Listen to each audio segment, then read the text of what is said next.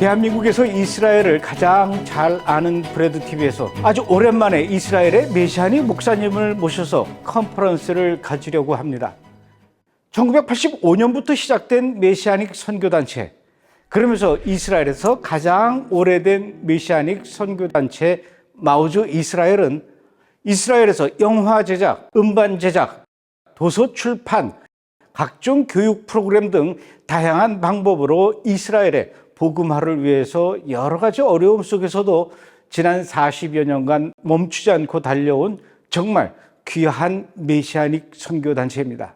그 마우즈 이스라엘의 설립자이자 초대 대표였던 1세대 메시아닉 리더십 아리소르코란 목사님, 그리고 현재 대표인 2세대 메시아닉 리더십 코비 퍼거슨, 이스라엘의 미래를 짊어지고 가야 할 3세대 메시아닉주 청년 일릿 퍼거슨, 이렇게 세 분을 초청해서 강의를 들으려고 합니다. 이스라엘에서 예수와의 복음은 어떻게 전해지고 있는지, 이스라엘은 어떻게 영적으로 회복되어져 가고 있는지, 그리고 앞으로 이스라엘의 미래는 어떻게 될 것인지, 그 생생한 현장에서 직접 보고 경험하고 연구한 내용들을 이번 컨퍼런스에서 하나하나 펼쳐 보이게 될 것입니다.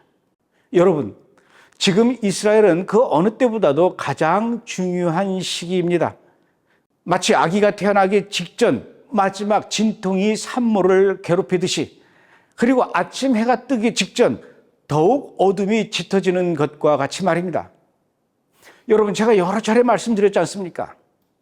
이스라엘은 하나님의 시간표이며 이스라엘에서 일어나는 일들을 본다면 우리를 향해 다가오는 주님의 발자국 소리를 느낄 수 있다고요.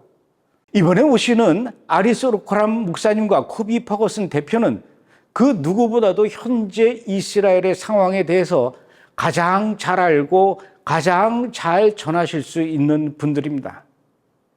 이번 10월 11일부터 13일까지 저희 브래드TV에서 진행되는 이 브래드 아카데미는 이스라엘을 향한 하나님의 마음과 계획이라는 큰 주제 아래 3일 동안 각 분야별로 아주 자세한 강의, 그 어디에서도 들을 수 없는 아주 특별한 강의가 펼쳐지게 될 것입니다.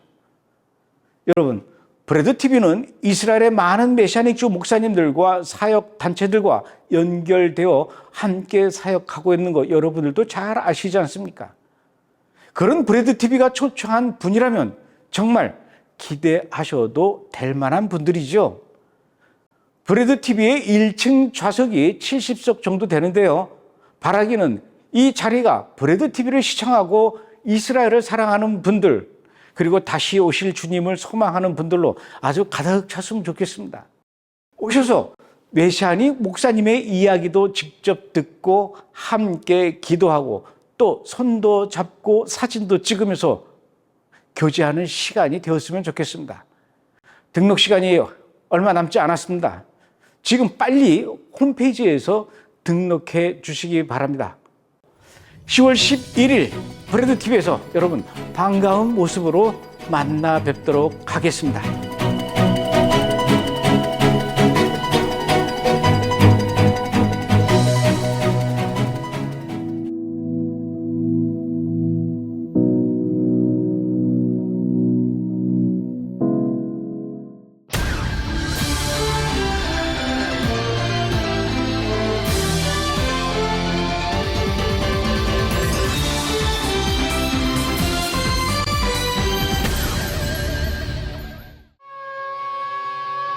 Coming up on Jerusalem Dateline, fighting for survival in the wake of floods in Libya and an earthquake in Morocco, we'll see how CBN's Operation Blessing is on the ground helping those it can.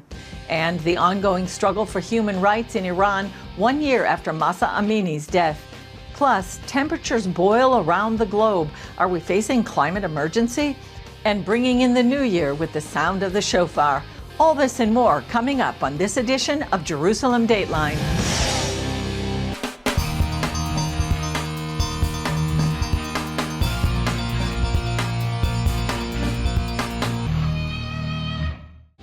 Hello and welcome to this edition of Jerusalem Dateline. I'm Julie Stahl. Search teams in Libya are sifting through muddy streets, wrecked homes, and piles of debris, looking for victims of the catastrophic floods that killed at least 5,000 people. More than 9,000 others are still missing. The collapse of 2 dams unleashed the floods on Sunday, wiping out entire neighborhoods in multiple cities. The city of Derna was hardest hit.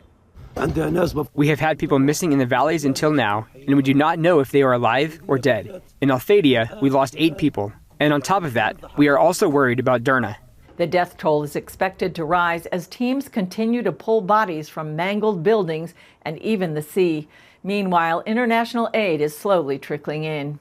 Operation Blessing continues its outreach to the people of Morocco just days after the devastating 6.8 magnitude earthquake. Although many lost nearly everything, hope is on the way.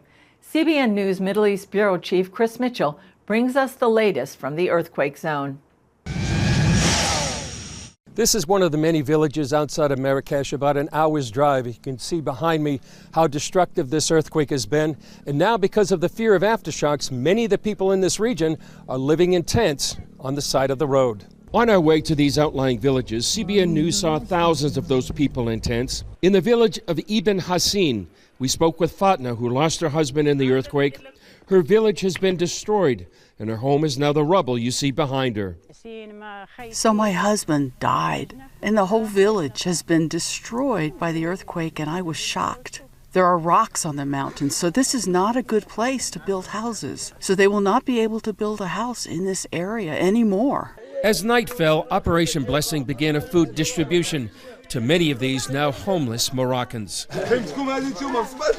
Very little, if any, relief has reached some of these outlying villages. That's why Operation Blessing is here to provide food, solar lamps since there's no electricity, and hope for the future.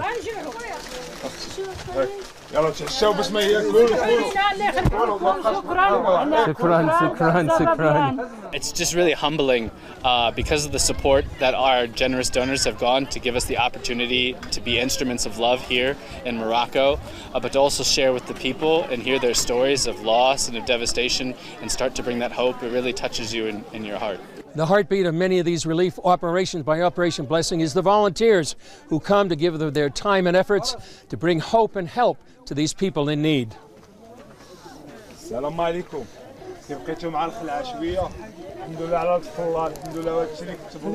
incredibly important. A lot of them have deeper ties locally than we do. This is my first time in Morocco, so having people who know the culture, who know the people, who know the language, can really help us connect and make those relationships that are really important when you're out here trying to demonstrate God's love.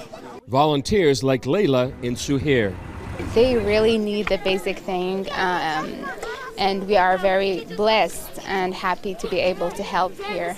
They are very thankful, very grateful, very blessed, and we can feel like the blessing is coming into this area. They need some people to encourage them because they have shock. Even small sandwiches make different with them. Yeah. Even when you come to them and encourage them by word, they make them very, very happy. We just want to thank everybody who is donating for this special operation here. Whenever people come to them with aids and help, we can see that they are seeing a little bit of hope, and it makes a huge difference in their lives.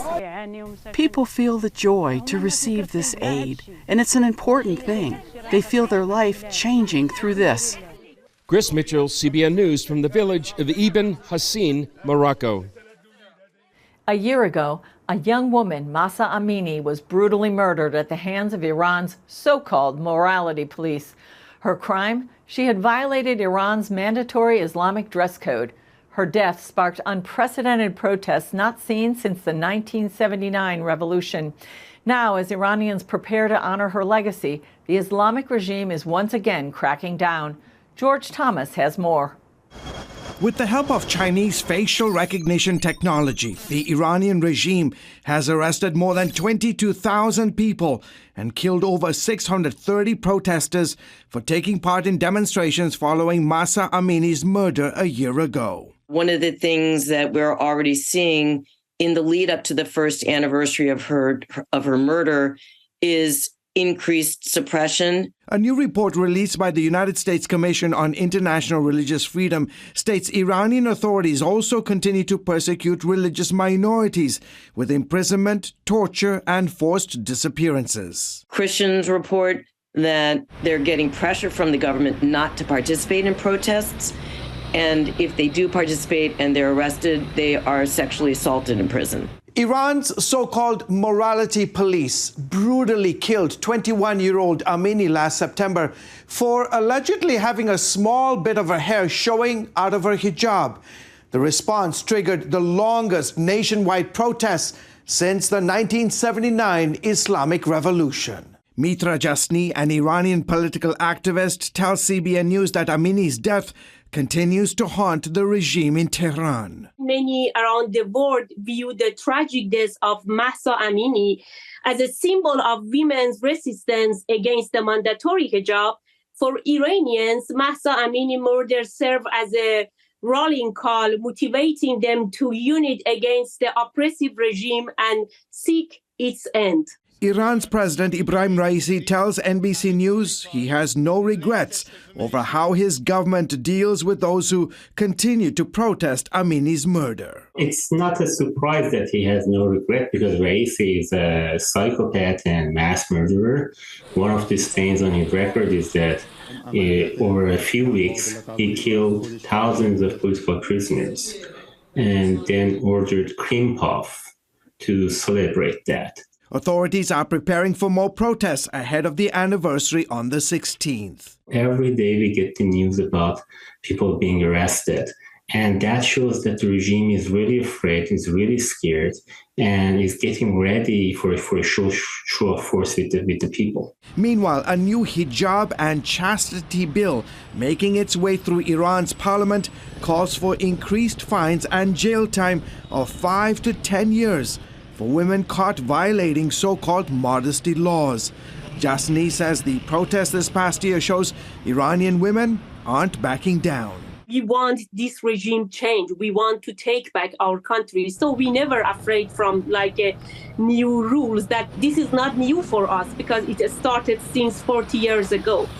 George Thomas, CBN News. Israel has accused Iran of building an airport in southern Lebanon that could potentially be a launch pad for attacks against Israelis. Speaking at a security conference at the Reichman University, Defense Minister Yoav Gallant spoke of a shocking development.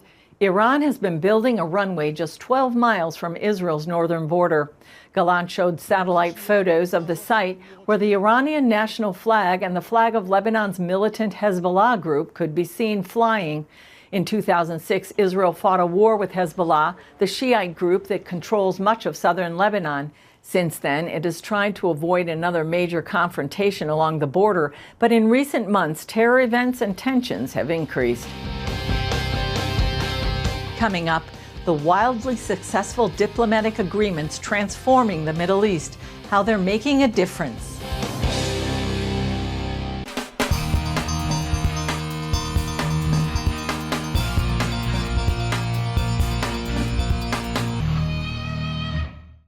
Three years ago, the world changed as Israel and Arab Gulf states signed what's known as the Abraham Accords. The results have been far-reaching, with more agreements planned for the days ahead. Take a look. In the Jewish religion, we have a blessing for celebrating historical events. Shechianu v'kiimanu v'higianu lazman hazeh. On September 15, 2020, Israel signed agreements with the United Arab Emirates and Bahrain on the White House lawn under then-President Trump. Within months, Sudan and Morocco also signed deals with Israel. The Middle Eastern countries have entered a new age of collaboration, stability, prosperity, and peace as a result of those peace and normalization deals made by brave leaders. Ahead of the anniversary, Israeli Foreign Minister Eli Cohen inaugurated the state's permanent embassy in Manama, Bahrain.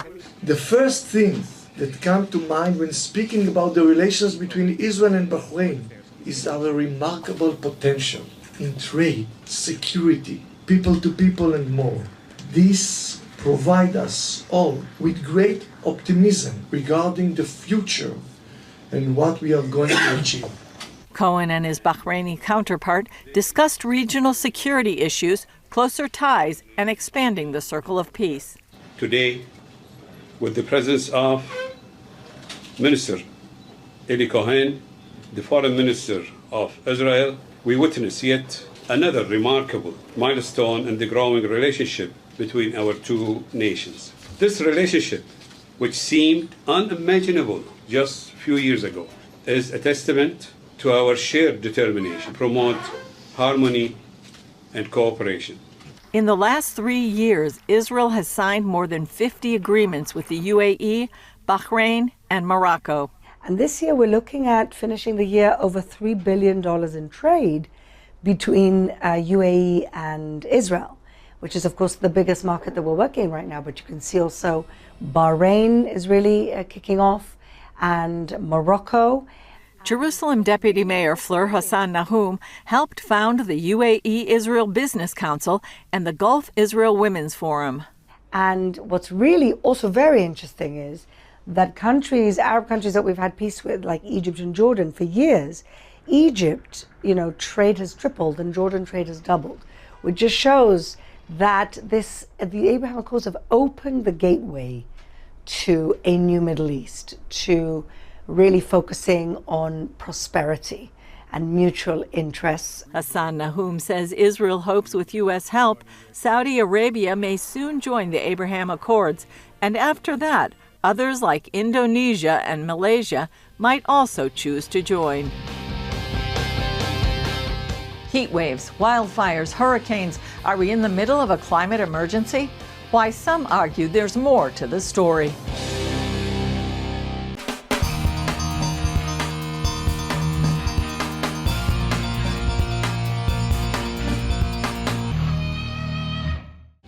The World Meteorological Organization says this summer had the highest heat ever measured. In the U.S., some are calling on President Biden to declare a climate emergency. But critics argue weather history shows that there were far worse weather events long ago. Dale Hurd has the story.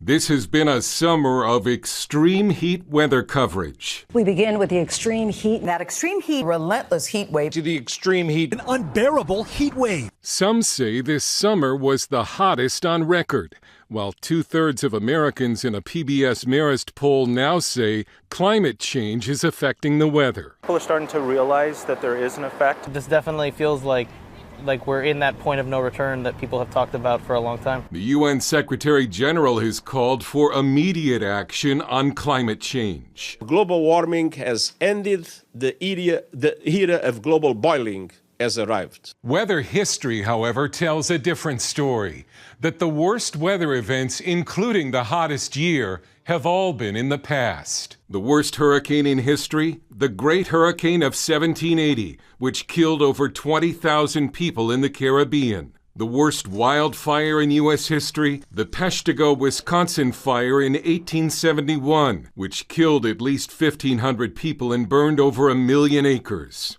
The worst flood in world history was in 1931, the Yangtze River flood in China, which killed almost 4 million people. The worst flood in U.S. history was in 1889 in Johnstown, Pennsylvania. The deadliest tornado in recorded U.S. history was in 1925, the Tri-State Tornado, which struck Missouri, Illinois, and Indiana, killing some 700 people. And the hottest year was in 1936. A heat wave in America and hundreds of thousands leave New York. In 1936, 21 states set their all-time temperature records. The 1930s were extremely hot. 1936 is the hottest year on record in the United States, and probably throughout the Northern Hemisphere. Some northern cities saw temperatures between 115 and 120 degrees. Many thousands died across the country, and the resulting Dust Bowl forced the migration of 3.5 million climate refugees out of the Great Plains and Midwest. Weather Bell chief forecaster Joe Bistardi and other experts blamed this summer's sweltering temperatures on a huge amount of water vapor created by an intense underwater volcanic eruption in Tonga last year, and also by warming oceans. Yeah, there's been an increase in what we call geothermal spreading since the early 1990s. And what it does is it develops a cumulative buildup of heat in the oceans, which then has to be released through the El Niños, which then puts all sorts of water vapor in the air, which then leads to the warming that you're seeing. It's all water vapor. There have also been record cold temperatures this summer. But that weather news is ignored. Florida Governor Ron DeSantis reminded reporters that while Hurricane Idalia was very damaging, it paled in comparison to the Category 5 Labor Day storm of 1935. With peak winds of 200 miles per hour, it killed more than 400 people. There were people that got caught up in the storm. Their clothes got ripped off their bodies. The wind was so strong. So I think the notion that somehow hurricanes are something new, that's just false. And we've got to stop politicizing the weather and stop politicizing natural disasters. You know, it's a very complicated issue that the alarmists just want to boil down to, fossil fuel use is destroying the planet. You know, the whole climate is a lot more complicated. Summers in the U.S. are supposed to be hot, something even the Babylon Bee noticed. Dale Hurd, CBN News. It's the unmistakable sound of the Jewish New Year, and there's a big reason why. Hear the story behind the shofar next.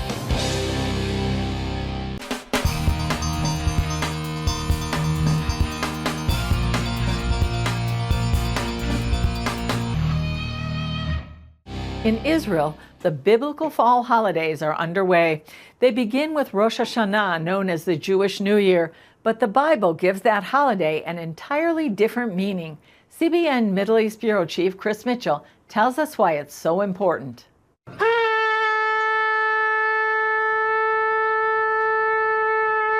Rosh Hashanah literally means head of the year, the new year. But biblically, it's much more than that. In the book of Leviticus, it's called Yom Teruah, the day of the blowing of trumpets, or ram's horn, the judgment day. The only commandment during Rosh Hashanah is actually to hear the sound of the shofar. Okay. And so everybody gathering in the synagogue to hear the sound of the shofar. It's something that people connect to their soul, to hear the sound of the shofar. The piercing sound of the shofar is meant to remind the hearers to repent of their sins and to make things right with their brothers and sisters. The rabbis say that reconciliation with God and man confounds the enemy. A shofar is a musical instrument made from a horn. This is the oldest musical instrument.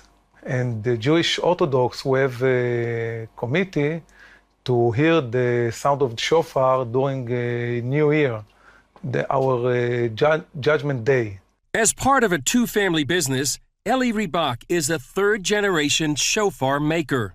The process is grinding, polishing, then we drill, open a mouthpiece. This is quick, but it's a lot of experience and a lot of hand work because each horn is a different size, different thickness, so you have to be experienced to make a good shofar. The ram's horn is used as the traditional shofar because when Abraham showed his willingness to sacrifice his son Isaac, God provided a ram to be used in his place. Actually, all type of horns are kosher except of a cow. That's because the Jewish people don't want to remind God of the time Israel worshipped the golden calf in the wilderness. Besides the distinctive tones of the different horns, there are 3 different blasts sounded. The shofar is blown in synagogues and at the Western Wall each morning for a month before the holiday to give plenty of time for repentance. You and I both know that we need a lot of reminders in our daily life to repent, to think of the things of God. It's like an alarm clock for the soul. Ribach says it's not just Jewish people who blow the shofar. We sell the shofar all over the world.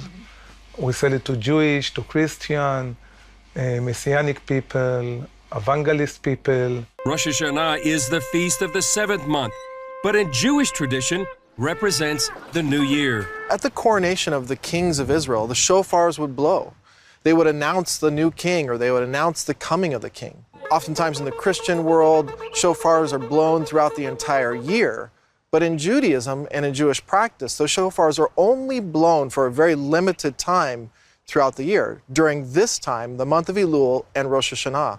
Boaz Michael, founder of First Fruits of Zion, says that's a foreshadow for those who believe in Yeshua, Jesus.